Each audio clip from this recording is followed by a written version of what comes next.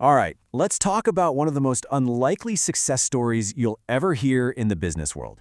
We're digging into the incredible, almost unbelievable rise of Airbus. So here's the big question, right? How on earth did a company that was basically a political project, it was slapped together by a bunch of European countries that didn't always get along, how did that company manage to take down an absolute giant, the undisputed king of aviation, Boeing? And look, we're not talking about just catching up. They've blown past them.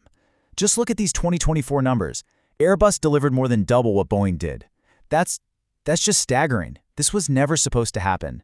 So to figure out how it did, we've got to rewind the clock. Okay, so first things first. To really get Airbus, you have to throw out that whole Silicon Valley, two guys in a garage story. Nope.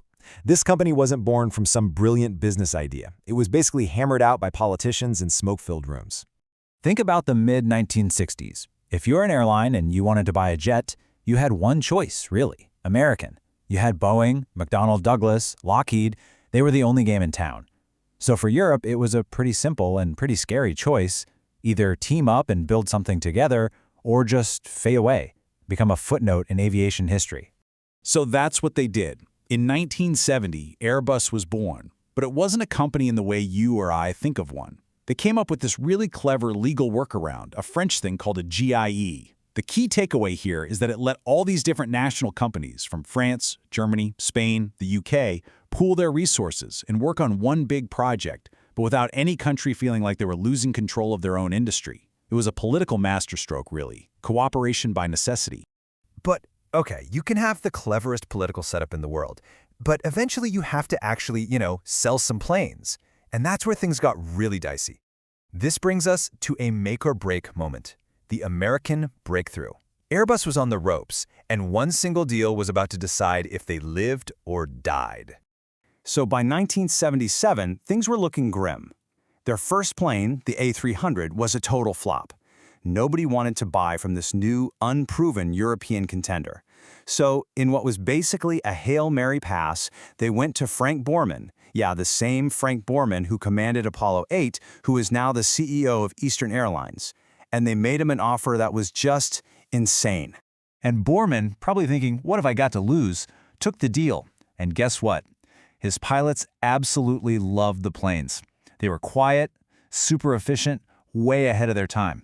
So Borman didn't just keep the 4 freebies. He placed an order for 19 more. And that one deal? That was everything. It was like it broke the dam. Suddenly, Airbus had a foothold in America and the credibility they desperately needed. Okay, so they survived. But survival isn't the same as winning. To really compete, Airbus had to do something bold.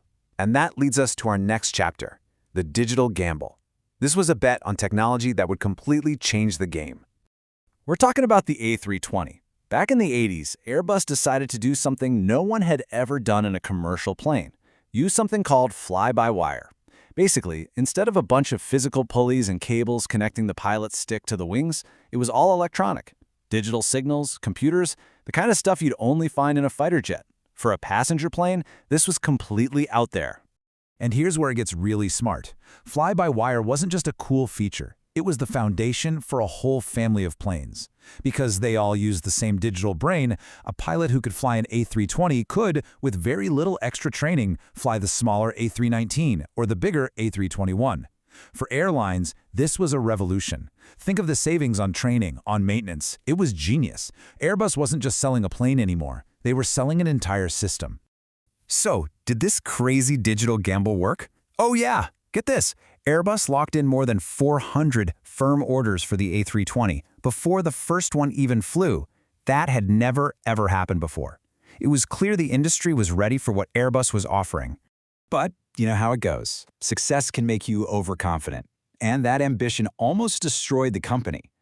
Which brings us to the A380 Super Jumbo, a plane so massive and complex it nearly brought Airbus to its knees.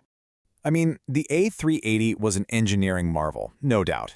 But its biggest problem wasn't aerodynamic, it was digital. It sounds almost unbelievable, but the French and German teams were using different versions of the same design software, and they were incompatible.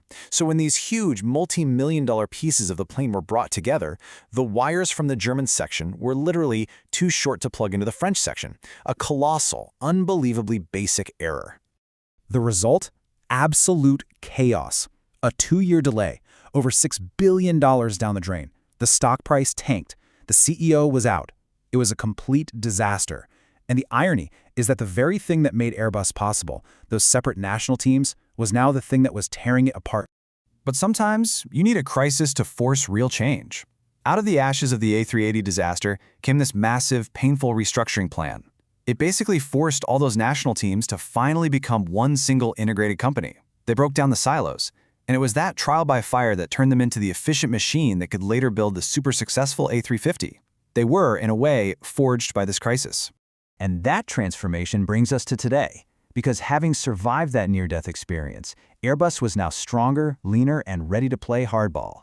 They were perfectly positioned to take advantage of their rival stumbles and really grab the crown. This next move was just a masterclass in corporate judo. So Boeing tries to use a huge tariff to crush a smaller Canadian rival, Bombardier. Airbus sees this and, instead of just watching, they pounce. They swoop in, buy the program for practically nothing, rebrand the plane as the A220, and then here's the killer move. They start building it in their factory in the US. Tariff gone. In one move, Boeing essentially gift-wrapped a brand new cutting-edge plane and handed it to Airbus for free. Just brilliant. And while all that was happening, Airbus was also laser-focused on what airlines actually wanted. There was this huge demand for a plane that was small and efficient, like a single-aisle jet, but could fly really far. So Airbus built it, the A321 XLR. This thing can fly those long, skinny routes, like from the US East Coast to Europe, super efficiently. And Boeing's answer to this plane? They don't have one. Nothing. They completely missed it. So you add all that up, and this is what you get: a commanding market lead. That journey, from a clunky political project to the undisputed #1 plane maker in the world, it's finally complete. So yeah, right now, Airbus is on top of the world.